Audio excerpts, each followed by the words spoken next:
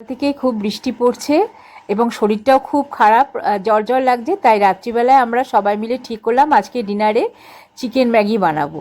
তার জন্য দুটো পেঁয়াজ, দুটো লঙ্কা নিয়ে নিয়েছি। এবার সে দুটোকে খুব ভালো করে কুচিয়ে নিয়েছি। আর মাংসটা ম্যারিনেট করে রেখেছিলাম, সেটাকে ভালো করে ভেজে নিচ্ছি। মাংস ভাজাটা বেশ একটু পোড়া পোড়া হয়ে যাবে। এবার ম্যাগিটা সিদ্ধ করতে দিয়েছি।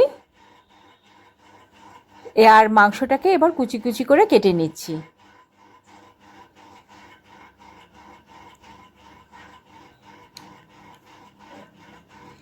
এবার ম্যাগিটা সিদ্ধ হয়ে গেছে। এরপর তার মধ্যে এবার আমি ওই মাংস কুচিগুলোকে অ্যাড করে দেব।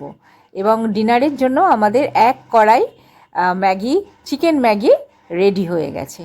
এই আমার ছোট মেয়ে এই চিকেন নিয়ে প্লেট নিয়ে বসে পড়েছে ম্যাগি খাওয়ার জন্য।